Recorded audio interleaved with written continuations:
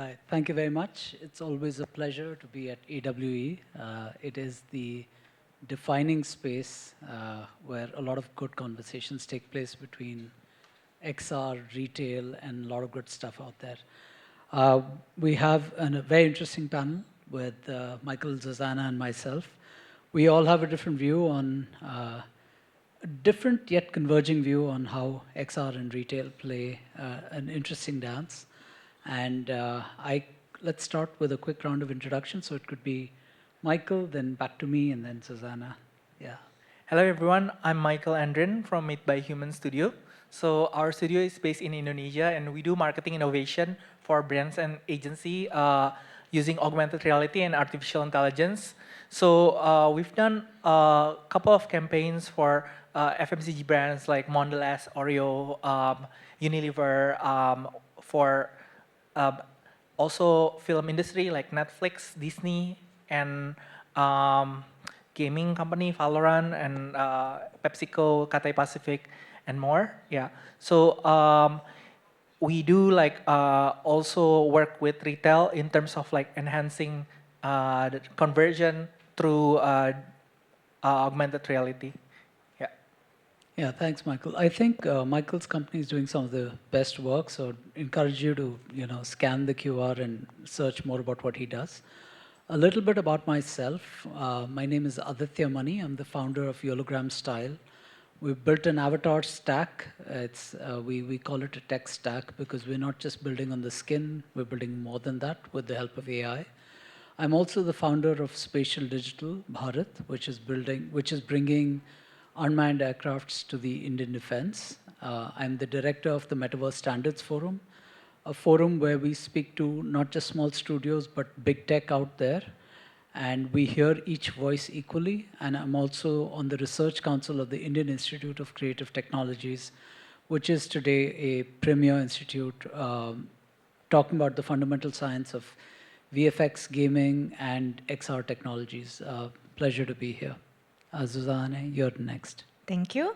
I'm Zuzana. I'm from Cherrypick. We are a software development studio located in Slovakia. We are developing custom-tailored solutions for different type of clients, focusing on AR, VR, and XR technology. And apart from that, we also build our own products, which I might be able to tell you more about after the conference. Thank you. Yeah, so just for your perspective, Michael designs things from an activation and from a brand-centric perspective, almost an XR agency. Zuzana brings in a little bit of core technology as well as some of the marketing side, and we essentially build tech. So we're not an agency. So we're going to present our views on how we think of 2 or 3 different aspects that we met up and discussed. So I'm going to start the first about really how the retail landscape has evolved from then to now, from experiments to enterprise is what we call the theme. So the question really is, a decade ago, immersive retail was seen as fascinating experience, really exciting but peripheral, right, out there on the marketing side of things. Today, it's increasingly becoming core infrastructure. And from your vantage point, how does the mindset of a global retail brand, how has it evolved?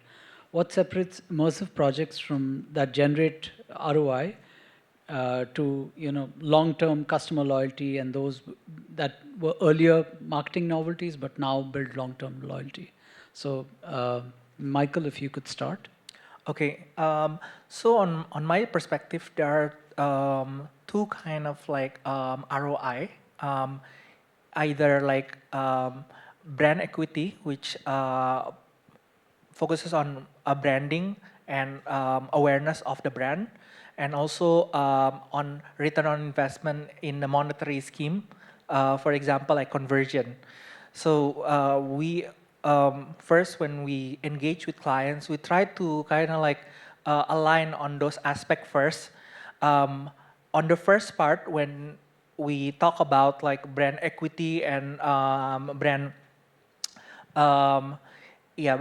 more towards branding, we can be more expressive. The AR can be more engaging, like some examples in the screen, like where we have like for example, do AR merch for Valorant, where we can like encourage people to create content. And with the branding scheme, like what you get is um, you get reach from people that share your content. And that goes to a domino effect because like aside from your circle that like share the experience, those circle will be aware of the kind of like experience and also make content again. Like the most like I think successful campaign that we got like for one campaign 109,000 user-generated content from just one augmented reality experience. So that speaks volume to augmented reality, where if we don't have augmented reality, what the alternative solution will be to hire like nano influencer to kind of like make brand awareness. Now with AR, it's just like we create technology to create content. Aside from that, like for the second part that kind of like converts, usually it is more like of a utility. It's not as exciting as the brand awareness, but it's so useful. So I have an example. One of our client, Paragon Group, the brand is called Wardah. What we do with them is we create like a shade match experience where you can test out like your shades before buying. So that's the first one, the Wardah Shade Finder. So that experience actually increases their conversion rate because before, when they try to promote the shades, people get like confusion in buying which shades reflects their best of their face. And what happened was when they buy the wrong thing, they are traumatized and they don't buy anymore. So we kind of like use this try-on to help them to make purchase decisions that are right. And in the long term, the lifetime value will keep adding. Other maybe example is like a skin analysis where we do like AI skin analysis and it will recommend the right products.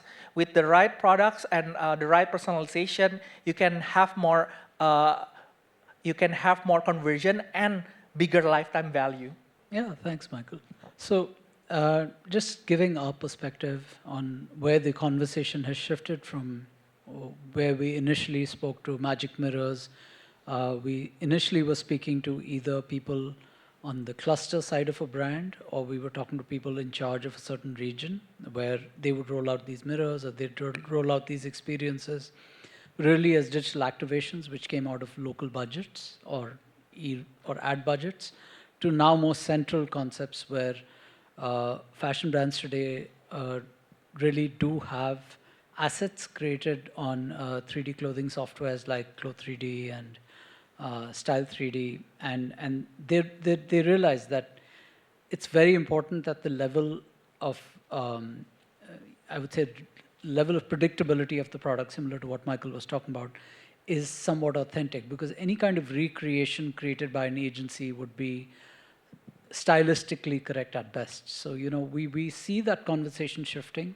We're also seeing interesting conversations where brands are taking quick calls on whether they want to be a part of the Meta ecosystem, they want to be a part of the Snap ecosystem, especially from a digital humans perspective, whether they want to be on the Bitmoji avatars or the Meta avatars or on the Meta humans. So I see the conversation shifting to a more central theme. Another very interesting thing that I think has shifted when we talk to brands is that they don't just want it as an activation in store. They don't just want it as an activation for a campaign. They want it to be central to how it rolls out in the next Q3, Q4, things like that. So that's where we realize that we're talking back to the IT teams, we're talking back to infrastructure, because that's when the ROI typically pays off. It's when you do your third, fourth campaign with the same technology. That's where you start to gain far more reach because people have already experienced you once. They're coming back to you. You can check for loyalty, and also you don't have to reinvest on every campaign. Zuzana, love to hear your views on the same. Thank you. So from my perspective, where it shifted the most is that I believe AR started as an experience, meaning, let's say, we saw that in the past, people were using mostly the physical stores, and a lot of retail switched to online. And I believe many brands, they try to bring the AR experience to the physical shops, to again bring the customers to physical stores, so they still can keep them and still, let's say, entertain customers in the physical stores and be maybe somehow different and maybe bring also some sort of luxury stuff and so. So this was, I think, the first AR big advantage. And nowadays, I believe AR shifts more also to the way to improve customer journey online. So not just be the experience, but also to actually help customers to maybe buy better stuff, to make their, basically also to brands to improve the experience in the way that it's easier for customers to shop online, also to personalize stuff. And this is how I feel, how I see the biggest difference or shift, that we are switching from experience to actually helping customers and also providing them better services as a brand. Yeah, thank you. The next theme is going to be digital humans, try-ons, and avatar commerce. And this is something close to all our hearts because we've all, Michael has a company called Made by Humans, and then Susanna has worked on the MetaHuman project. So the question really is, we are witnessing the rise of digital humans, and this could be both the branded avatar as well as the customer avatars. And we're seeing virtual try-ons and avatar-led commerce increase. So this kind of blurs the interface between physical and digital because it's not just try before buy. It could also be what you want to buy for your digital self. So the question really is, do digital humans meaningfully humanize digital shopping? And how are they enabling deeper personalization across online and offline environments? And what lessons can we learn from avatar-driven ecosystems like Fortnite and Roblox? So again, we can start with Michael. I can present a view and go to Susanna. Yeah, thank you. So I think like there are some shift right now, like in avatars and also like the digital human landscape. But the core of it is that why avatar and digital human is very effective is because it's as if like we are talking to a human, so it's more relatable. The core is still the same, but maybe like the approach is a bit different. I remember like before when we first like venture out to the virtual human, when we created a virtual human for brand, what brands wants is to create like this digital persona that indistinguishable with the human itself. Right now, I think more people are aware like the difference between real human and actually like virtual human or AI generated humans. So the approach is a bit different. Like we kind of like tell them that this is a AI or a virtual human like experience. A good example what we just did is with Cathay Pacific, where we created a voice-to-voice AI model, and we explicitly says that this is a virtual human and it's actually AI generated, and I think people are more open to kind of like engage with that experience instead of like not saying like that is actually a virtual human or AI. With Roblox and also Fortnite, I see that in Indonesia especially, there's like a lot of demand in targeting like branding for kids, for example, like for like brands. Previously, it's quite hard to kind of like market things to kids. A few years back, like the strategy in marketing, we need to target like the parents and then the parents will kind of like choose for what the kids will purchase. But right now, like through Roblox and Fortnite, we can actually engage straight away with the kids itself, and I think like that's most quite like interesting like shift of marketing. So that's my take on it. Yeah, yeah. So very similar. So we find that there are two roles for digital humans. Especially, we have a fashion-centric approach to dealing with retail. So fashion brands typically have a brand ambassador, which they've got rights to, marketing that brand ambassador. And if they have the digital rights as well, you could technically have an avatar which could show up on a large screen or on a website which could talk to you, and you could train that AI of the avatar to answer all the questions about the brand. So that's the brand persona, which could have the brand values and the brand vision all baked into that avatar. And then, of course, there's the consumer connect side of it, where once you upload a photograph, you create an avatar of yourself on the brand's website. There is a sense of loyalty built up because your avatar is already there, your body size is already there. You tend to come back there too. So we see both of these evolving very interestingly. Um, it's very important to have that conversation clear that this is AI and it's not, we don't want it to be indistinguishable because there's a level of brand trust we have as well. So we don't want to erode the brand trust. So we want to be very clear in the communication to say that, hey, this is, so we want to make sure that the AI persona is not driven too much on the consumer avatar because you don't want someone's consumer avatar to be speaking something that doesn't represent them, but whatever the brand avatar is speaking or talking is something that the brand controls and is within the guardrails of what the brand is defined. On the stuff, the virtual merch that you would like to buy for your avatar, I think the kids are showing us the way. I think if you ask any parent today where a lot of their monthly spend goes beyond how much they pay for their Apple family pack, I think a lot of it goes into Robux and a lot of it goes into Fortnite spends, and that's because kids really care for this stuff. We may think Minecraft is low res, we may think it's low fidelity, but for them, the true connections that they're making with their friends, the flex that they can give out based on whatever they buy, it could be a sword, it could be something that looks pixelated, it could be something that has magical powers, but it really means something to them because a lot of their first level connections are digital connections first, and they land up perhaps converting them into physical friends, but they're digital only friends who are either competing with them in a game or collaborating with them.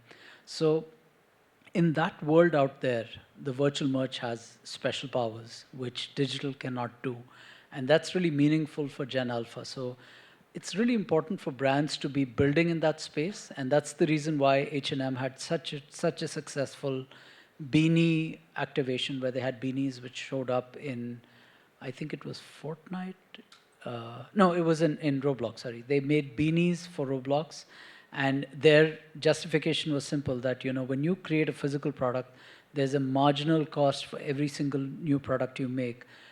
Even if you spend $20,000 making the perfect digital beanie, there's no marginal cost for selling more impressions. It's the same logic when you have digital music on Spotify or Apple Music. Every new impression doesn't cost you the same. Whereas every new CD you sell costs you a fixed, marginal cost. And that's what brands are buying into, and brands want to be in that sphere of influence.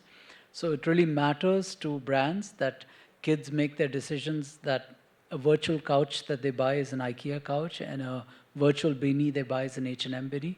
Because those are brands that stick in their mind when they go to malls, then they're able to correlate to those brands.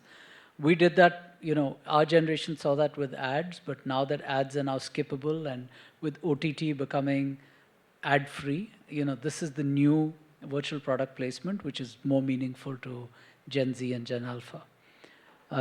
Susanna, your views on digital humans? Yes, I think you covered it already very well. Just maybe addition from my side. We have started actually working 3 years ago, and at that moment I think digital humans were not that popular, and therefore we have started with creating only holograms. which basically it's extracting persons or any other objects from video, and still already with the holograms, I believe we really managed to have a great experience and actually nice real use case of the holograms. But now I believe with AI we will, and all the context which AI brings to, let's say, the topic of avatars or holograms, we are really able to progress on building very powerful and very realistic digital humans. What is very important, I believe, is if a brand wants to be, let's say, successful, and maybe that's what was not mentioned yet, is that these digital humans will be able to provide trust and guidance, and maybe also some sort of cross software context that the basic digital humans will remember the context across the platforms. They can be very personalized, and with that, what you also mentioned, keep the identity with the digital human, and that's also, I think, very important. Yep, absolutely. Next is about AI, the elephant in the room that we are always speaking about in XR. So we all know that AI is reshaping immersive in a big way at extraordinary speed. So right from content creation to being more meaningful in customer intelligence. And the question really is, what has dramatically accelerated adoption in the recent years? And equally important is, how do you see the risks around trust, ethics, creativity, over-automation, and what is it that the industry must confront? Okay, I'll start with, I think the difference between back then and now, like the difference why the adoption right now is so fast is because we are in the era of browser, just like as it is in the internet age, where right now the browser or the way to access AI can be used through ChatGPT, like through like an interface. Few years ago, it's not like that. Like, if you want to engage with AI, you need statistical and coding skill. You need to know Jupyter Notebook. You need to know how to process data, which are not accessible to everyone. And right now, like AI is so hyper-personalized to you and your use case, and it's so much more human in the way we interact. And I think equally important that people ignore is the way to guardrail AI. Because right now, when we talk about AI, we talk a lot about generative AI, which in nature is not reliable.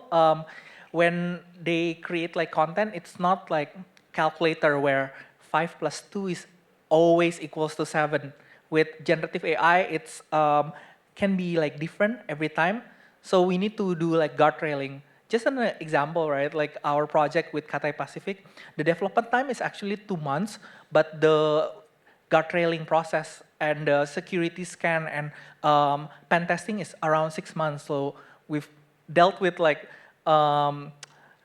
user trying to kind of like prompt injection, do prompt injection and stuff like that, and that's the hard part, Yeah, prompt injection, that's scary stuff.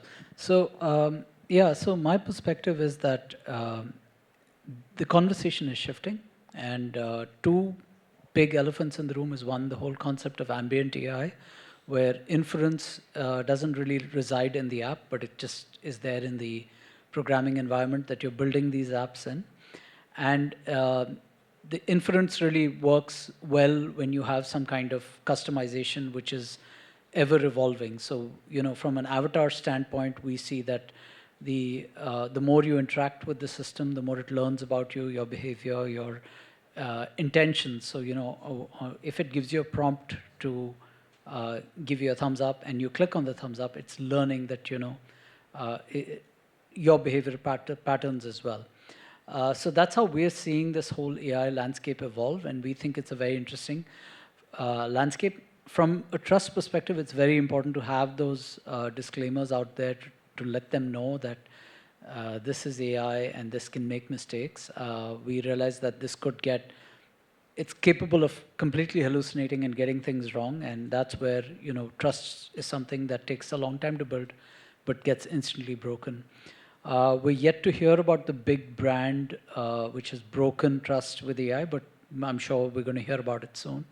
And that's really the place where we want to make sure that we're always informing the customer that this is where we're utilizing AI.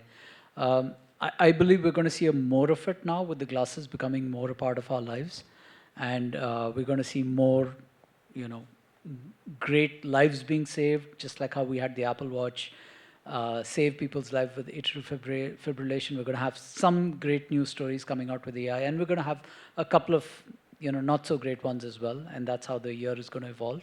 But I feel it's really an interesting world where it's important to inform your customers. Susanna, you have the last response. We still have a little time. Very cool.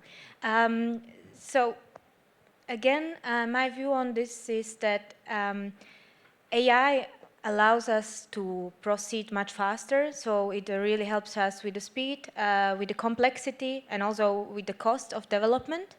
However, we live in the period where data is the power. So we need to be very careful. And just today, we also slowly discussed with my colleague about example, using the AR glasses with all the cameras inside, and let's say you are just using the glasses at home, and they are basically screening your fridge, and you have just PIN code accessing who knows what somewhere, and these cameras, they are actually seeing these PIN codes, and they are seeing where you live, and AI can use this data. So I think it brings also a lot of responsibility, and what you also mentioned before, it can be also misused or used wrongly. So we as a development companies, we take some sort of responsibility, but I believe we also need to have some sort of guidance, law, let's say reports, audits, which should be, and I think they will come with the time. Yeah, thank you very much. I think we're out of time. We've closed well. If there are audience questions, perhaps we'd have to take them offline. Thank you, everyone. Do we have Thank time you. for questions? Okay, I think that's it. Thank you very much. Thank you. Thank you.